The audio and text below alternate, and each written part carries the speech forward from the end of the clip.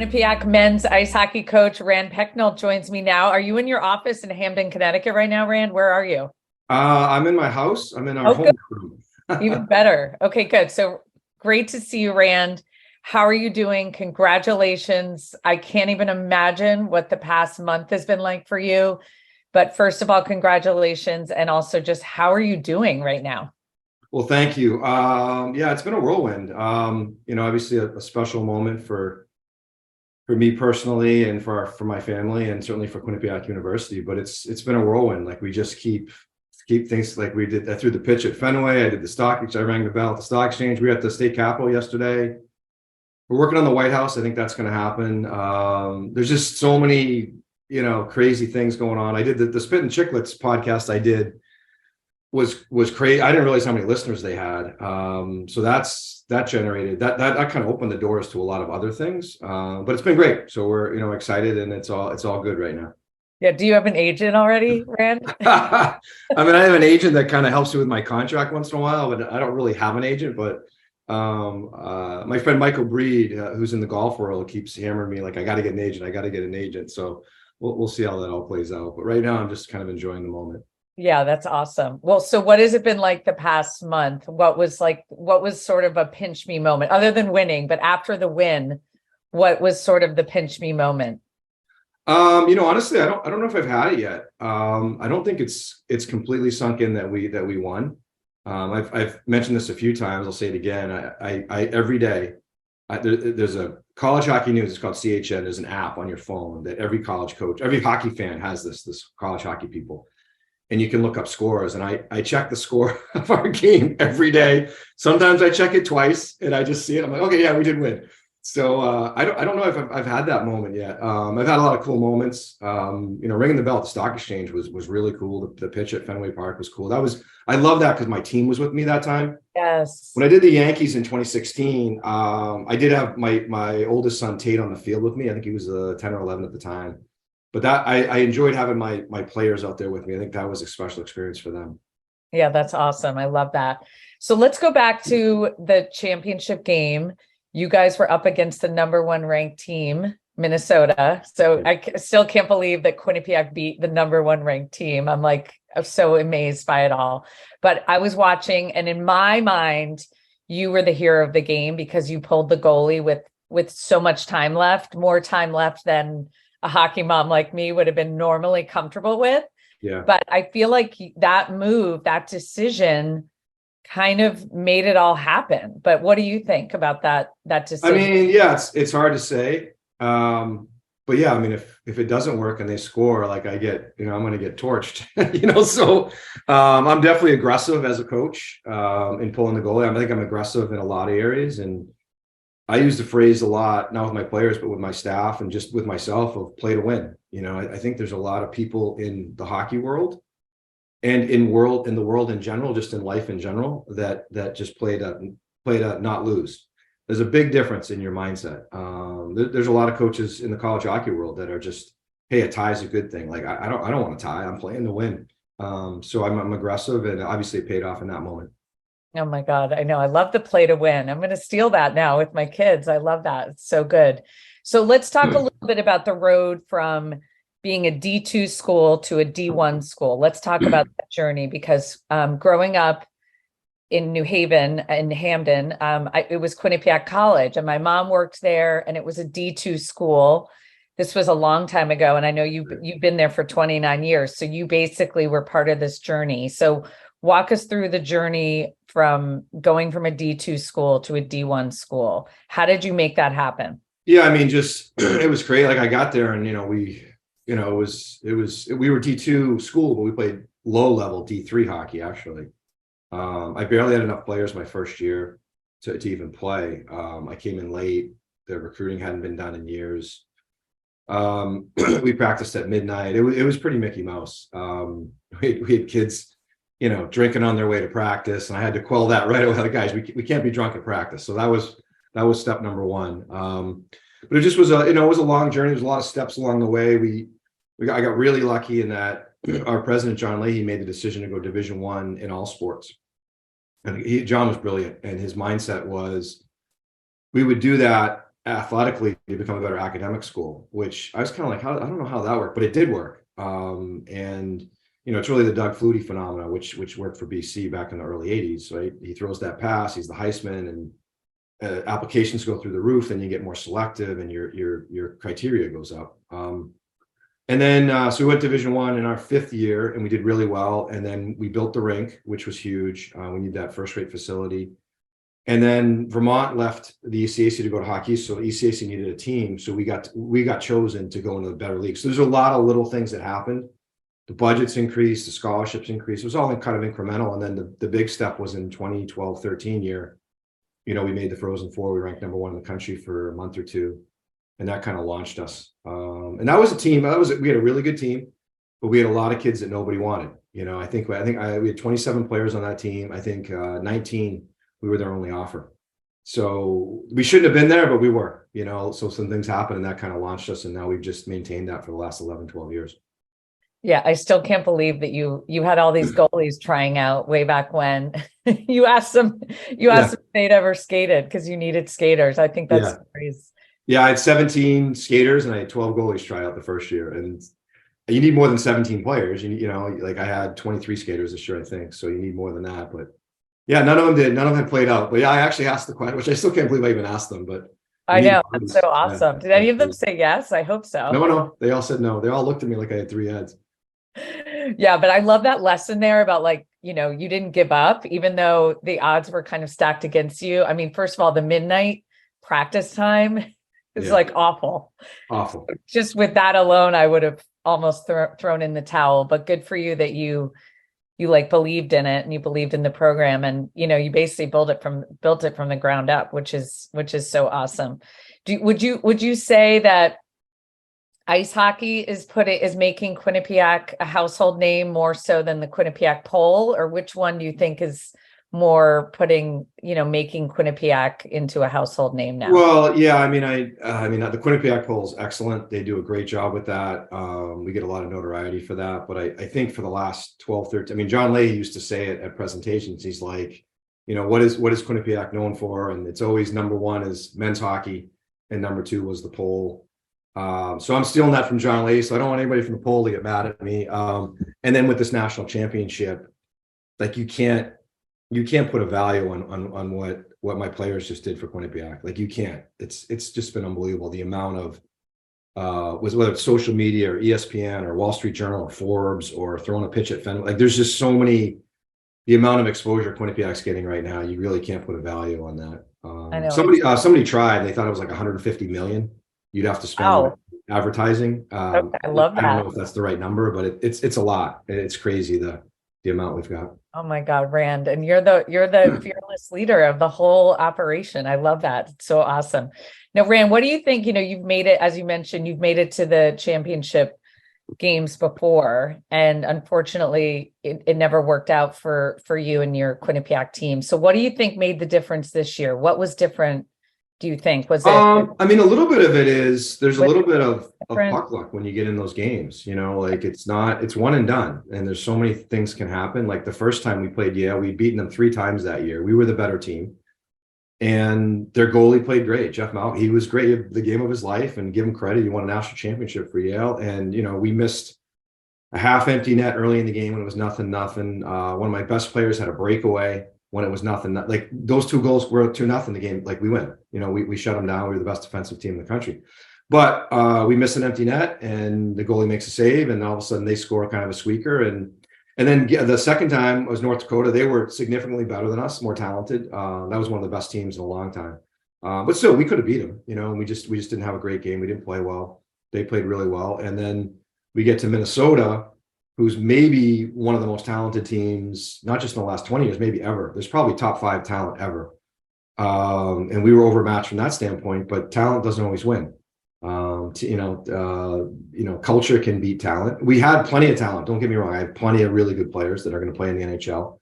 But our culture just kind of came through on that day, and our guys just believed. And, they wanted it so badly that second half of the game, late in the second and the third, like it just was going to happen for us. So it was kind of a neat moment for us. And, was it the David versus Goliath? Yeah, it was. I mean, we're still a really good team. We were the #2 team in the country. Minnesota and Michigan were just loaded with talent. And we were a little bit older and just had our kind of that selfless mindset of we'll do whatever it takes to win. And, you see that over and over in sports, not just hockey and baseball and basketball. It happens all the time where, good teams beat teams with more talent. That's really what we did. Yeah, I love that. I feel like your culture on your team, like you talked about, that's so important. I feel like sometimes that's the winning ticket. So I love that. I think that's awesome. So Rand, if, I have some listeners that may not necessarily be hockey people. So I sort of wanted to broaden it out with some of your takeaways, just some of your good advice, because you have such good advice about, if someone's trying to build something, even if it's not a hockey team, but if someone's trying to build a business or build a brand, from the ground up, what is your best advice, since you've basically done that with Quinnipiac men's hockey? And I know it took 29 years, but so what's your advice for people that are trying there's so many different things, like people ask me, why I ask NHL GMs and AGMs and coaches are like, how do you do this? I just had an NHL player the other day ask me, how do you win? I had one of the top golf pros in the country who our sons were playing hockey ask me, how do you do this? And I'm like, you can't answer it in once. Like, it's an hour and a half conversation. There's so many things you have to do to build culture. But the one thing I would say, our slogan this year that I had with our boys was embrace the grind. To me, that's so important. Like, you just have to understand in life, whether it's hockey or building a business, whatever you're doing, it's a grind. And like, life's not fair, and you're going to get curveballs and you're going to get change ups, and things not going to be easy. And I think if you embrace that grind and you attack that grind, you're going to have a lot more success. And that was the thing that we talked a lot about, this year. We talked all season about, like, when there's adversity, it's going to come. So we're going to attack it in a positive manner. And we're down 2-0 to Minnesota in a national championship game, 1 million plus viewers on TV, 20,000 screaming people in the rink, all that pressure. And my guys they weren't nervous. They didn't bat an eye. I mean, we were like, oh God, we're down 2-0. Yeah, sure. We knew the score. But there was none. We still believed we could win. And I think that's because we talked a lot all year about embracing the grind and attacking adversity. So that would be probably I guess that's two pieces of advice that kind of, they kind of overlap a little bit.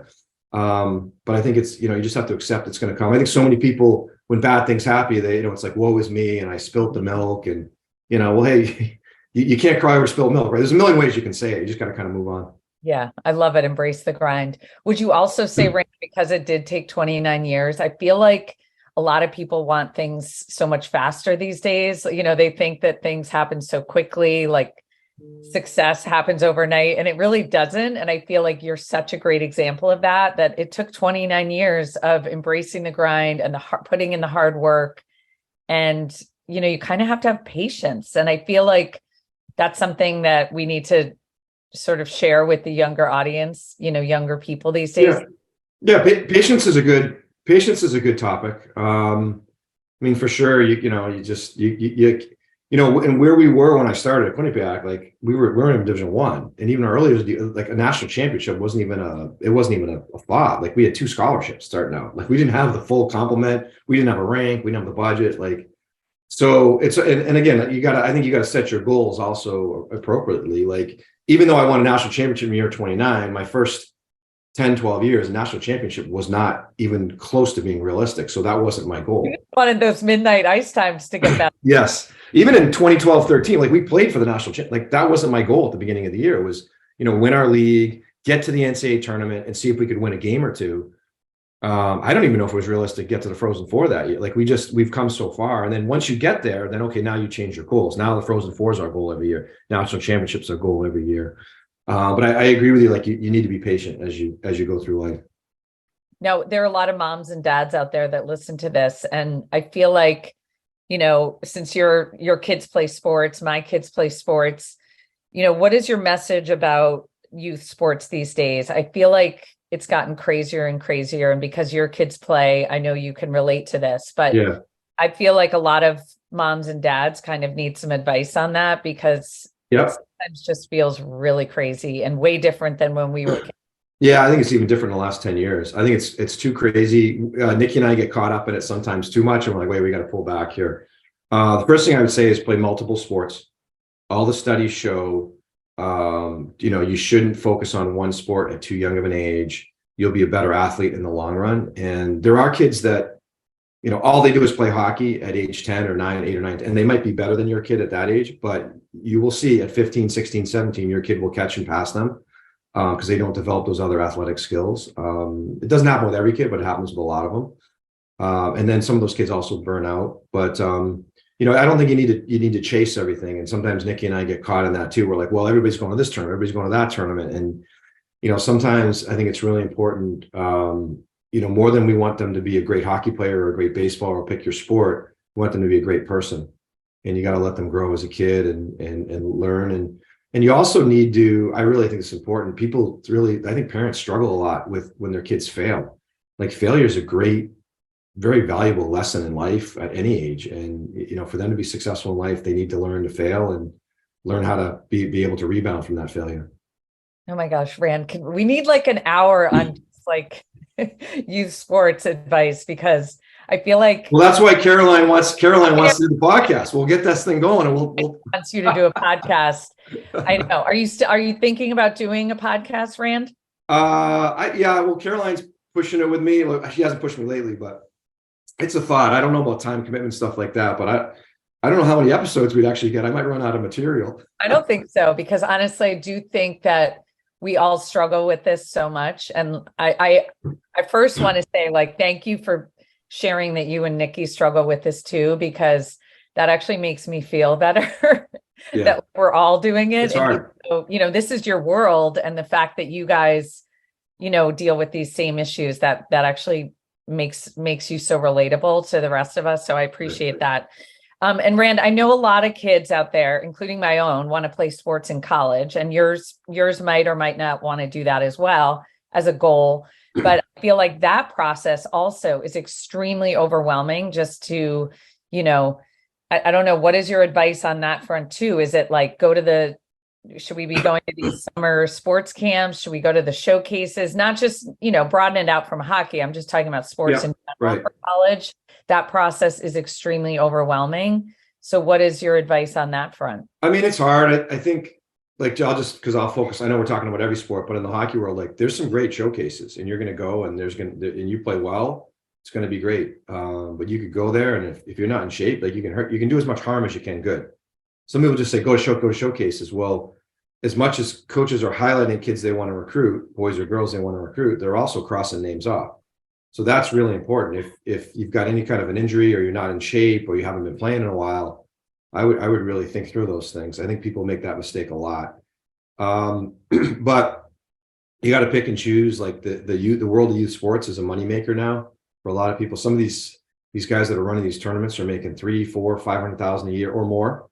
I mean, it's crazy the amount of money they make off it. But some are good. Some are good. Some places are good. Like, I know a lot of like in some of the other sports, like I know in field hockey, our coach at Quinnipiac they do a couple ID camps a year. Now you're there with the coaches. I think that's a good model. Now you're getting a really good look. Make sure you're in shape when you go to do that and play your best.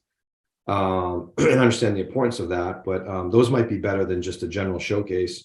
But in the end, I do think, at least in the hockey world, the Division I coaches, the assistants who do almost all the recruiting, do a really good job. Like, my two guys are awesome. Like, they're gonna, if there's a hockey player, they're gonna find him. So I would say that probably for most sports, like, if you're really good, you're gonna get found. And then is your advice about college overall, like, do you tell your own kids, like, keep your grades up first and foremost, and then sports is like your second thing? Like, where does the academic thing come in? Yeah, I think you can do both well. That's the same thing we focus on at Quinnipiac. Like, why is one more important than the other? They're both important. What I do with my team all the time, we talk about a commitment to excellence. We're going to be great in everything we do. If I send you down to Yale New Haven to the cancer ward, you're going to be great with those kids. If we're going to go to Mill Hill School and teach fire safety week, stop, drop, and roll, we're going to be great at it. We're going to have energy. And that's not, we also recruit high character kids. So I would say, I really believe, like, with my kids, we're going to be great in school, and we're going to be great at athletics, and we're going to be great at everything. Yeah, I love that. That's so good. See, you need a podcast. I can't say it enough. So Rand, tell us, I know this I'm putting you on the spot here, but everyone kind of wants to hire you now. So how is that working out for you? Like, are you thinking about it? I know NHL teams are after you. What are your thoughts on that? Are you even remotely interested? I mean, I think you always have to listen to any offer that comes your way or any interest. It's nice. It's flattering. But I'm in a great situation at Quinnipiac. Like, I love my job. My athletic director, Greg Amodio, is great. He's great to work with. Jack McDonald's my AD before that for 20 years. So I've had these great bosses. Quinnipiac is committed to men's hockey with the budget and stuff that we need. And we're renovating our locker room right now, a huge project that just started recently. So sometimes the grass isn't always greener on the other side of the fence. I've got a great job. I've got great job security. I'm in a good situation financially. So yeah, would I look at other things? Yeah, but you have to kind of weigh everything in. And then also, like, my kids love, Southport, Connecticut. They love it. They love it here. They're all settled in school. My oldest is away at prep school. He's almost ready for college, but Nikki loves it here. She's got all her tennis friends. And so our life is really good right now to kind of pick everything up, especially if you go to the NHL. Like, I got plenty of buddies that coach in the NHL, and they're like, first thing you got to know is you're not going to see your family for 8 months, or maybe if 7 if you get knocked out early, but like, you literally don't see them at all. And so that's not really something that I'm overly excited about. But obviously a lot of guys do go that route, and you make a lot of money, and you're coaching the best players in the world. So you never rule anything out. But right now I'm in a good spot. I'm happy. Yeah, you really are.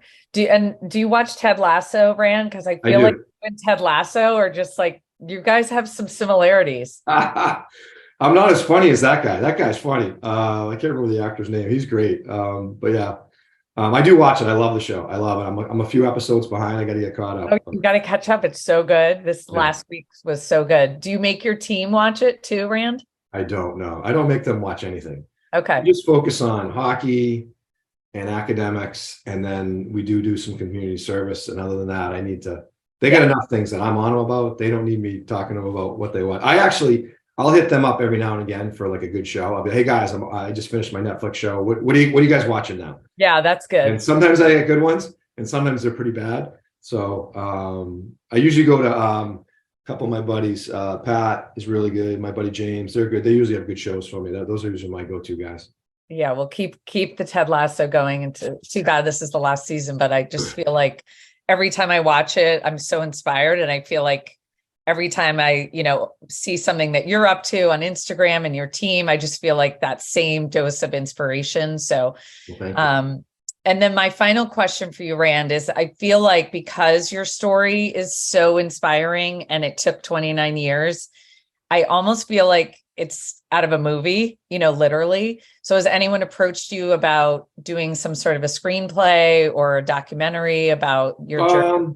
No, not yet. You're probably maybe the 20th person that's asked me that, to do or do a 30 for 30 on SportsCenter on ESPN or something. Yeah. So I've had people bring that up before also and now, but nothing like official. I've had a few book inquiries, a couple podcast things. So yeah, right now I'm just like, I'm enjoying the moment. I'm in survival mode, just trying to get through a couple more weeks of this, and hopefully things will slow down a little bit. So I'm not sure. I had a couple of people really push, like, you should do a book. You should do a book. And I'm like, I don't know how to write a book. I guess I'd have to get a ghostwriter or somebody to help me. You need an agent, Rand. I know. Exciting. This really isn't my world. My world I know. Is being a hockey coach. I think I'm pretty good at it, Obviously, yeah. I don't really want to transition into being, a book writer or a movie guy or a media person. That's not what I'm going to do. But I'll certainly consider it. And I did do a book a long, long time ago, and the guy that was supposed to write it with me, this is why I'm reluctant, really, really dropped the ball and did a poor job and kind of abandoned the project. And then the company, I won't even say the name of the publisher, was like, you have to do this. And I'm like, well, this guy's gone. So anyway, it wasn't a good experience. Right. And the book came out okay. It was just about hockey drills, but it wasn't what I wanted and wasn't what I signed up for.